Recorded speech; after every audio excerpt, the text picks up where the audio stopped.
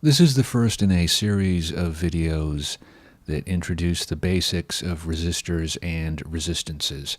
I'll cover color bands and how to interpret them, power handling capabilities of resistors, voltage division, and the basics of how and why resistors are used in electronic circuits. Resistance is the opposition to the flow of electric current. The unit of measure for resistance is the ohm. We use the Greek symbol omega to represent ohms. Using Ohm's law, we can define resistance as the ratio of voltage to current.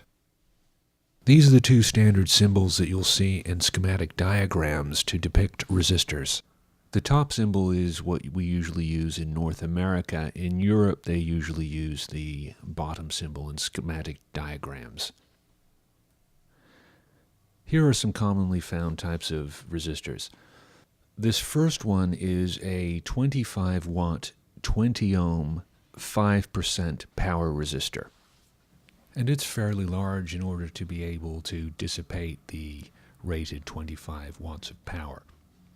This next one is an 8 watt, 10 ohm, 5% wire wound resistor. And the resistance is merely the result of the resistance in a long piece of wire that's just coiled around and around and around. So inside this resistor is quite a long length of wire that equals 10 ohms in resistance. This next one is a 5 watt, 1000 ohm, 5% resistor. And here we have a carbon composite 1/2 watt, 1 ohm, 5% resistor.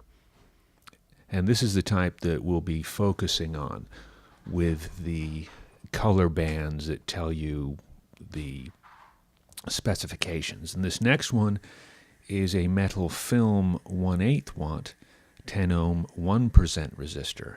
And you can see it's quite a bit smaller than the 1/2 watt carbon composite resistor that we just looked at. So it can only dissipate 1/4 the amount of power as the 1/2 watt carbon composite resistor we just looked at can dissipate. Can't handle nearly as much current or power as the larger carbon composite 1/2 watt resistor can. Here we have a chart of the color codes for color-coded resistors. The first column is the color, of course, and the second column is the digit that the color actually represents.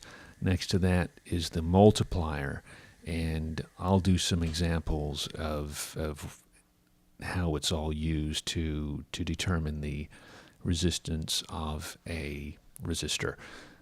The tolerance column is a measure of how close to the actual resistance figure that you would calculate from the color bands that the resistor can actually be on or be off, So a 1% tolerance resistor is much more likely to be closer to the calculated figure if you actually measure its resistance than a 5% resistor would be. Next to that, in the last column, is the temperature coefficient, and that has to do with what happens to the resistance when the temperature changes. And I'm not going to deal with that here. And in most cases, the resistors that you use are not going to have temperature coefficient color bands on them. Now I'll go through the calculations for the resistance of the two resistors pictured here.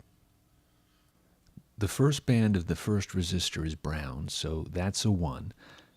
The second band is black, that's a 0.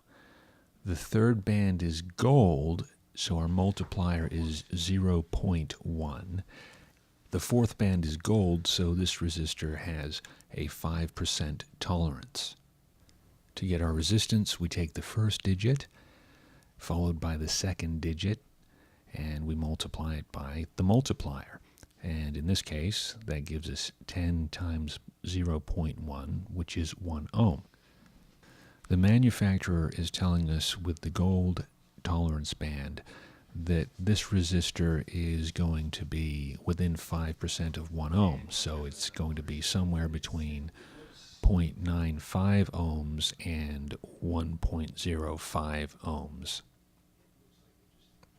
The actual resistance of this particular resistor measured on a multimeter was 1.01 ohms, so it certainly was within spec. All right, let's have a look at the next resistor. In this case, the first band is brown, so that's a 1. The second and third bands are both black, so those are zeros. Then we've got a red band as the multiplier, which is 10 raised to the second power, and the tolerance on this one is 1%. Going through the math, we have a 1 followed by a 0, followed by another 0, and then multiplied by 10 to the second power, which of course is 100. So you've got 100 times 100, which is 10,000. This resistor has 10,000 ohms of resistance. Our 1% tolerance resistance band tells us that the resistance should be between 9,900 and 10,100 ohms. However, when I measured the resistance, I found that it was 9,890 ohms, so it was actually 10 ohms low. Now, that doesn't necessarily mean that the resistor doesn't meet its specifications, because there are going to be inaccuracies most of the time when you use a multimeter to take any sort of a reading. So the multimeter that I used was in fact a good one with a 0.2% plus 1 count accuracy. So if we take that into account, it's possible that the resistance was actually a little bit higher than I measured it to be, which means that it may very well have actually been within specifications. That concludes part 1 of the Introduction to Resistance series of videos. I hope you found the information useful. Please be sure to watch the other videos in the series, and don't forget to rate this video and subscribe to the channel if you haven't already. Have a good day.